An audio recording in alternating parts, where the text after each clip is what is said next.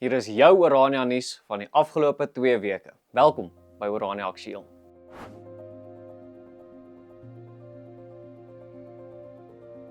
Orania Veiligheidsdienste help met groot reddingsoperasie. Orania Veiligheidsdienste of OVD het onlangs saam met die SAPD, ambulansdienste, vrywilligers en 'n lugambulans op 'n ernstige ongeluk net buite Varkloof gereageer. 3 mense is teen 'n steil afgrond afgegooi nadat 'n bakkie 'n voetganger getref het. OVD se span het met lewenskake 'n persoon uit 'n vervrommelde voertuig bevry. Een pasiënt is per helikopter afgevoer terwyl 'n ander later per padambulans vervoer is. Ongelukkig is een van die pasiënte na die reddingsoperasie oorlede. OVD betuig sy medelee met die familie.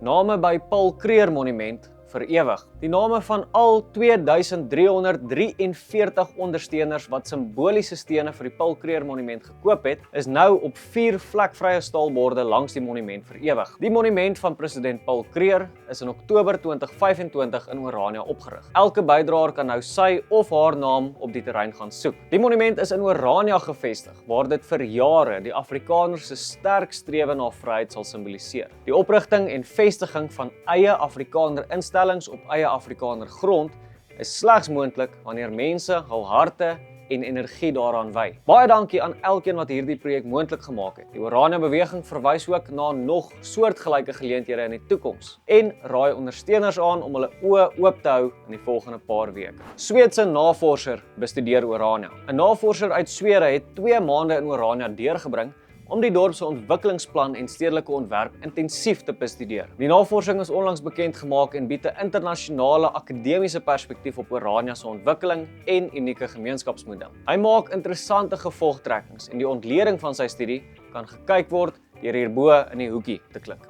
Boeredanse trek groot aandag op Orania. Die Wapad Rand dansgroep het Orania op 16 Julie besoek. Verskeie Oraniërs het die groep se lewendige boeredansvertoning bygewoon, waarna die gehoor self ook op die dansvloer kon deelneem. 'n Video van die geleentheid het ook groot aandag op sosiale media getrek en het reeds honderde duisende mense bereik. Die besoek het weer gewys dat boeredans nie net iets is om na te kyk nie, maar 'n kultuurervaring waaraan almal kan deelneem.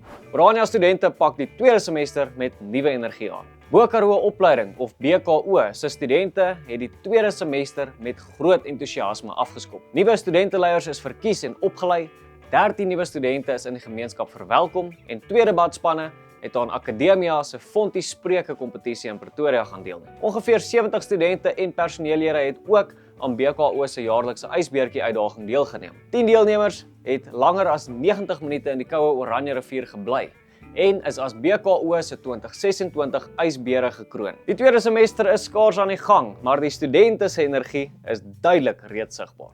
As jy enige nuus uit Orania het, deel dit gerus met ons deur 'n e-pos te stuur na inligting@orania.co.za. Ondersteun die Orania beweging met 'n donasie van jou keuse. Ons waardeer dit opreg. Besoek orania.co.za. Dankie dat jy ingeskakel het vir Orania Aktueel.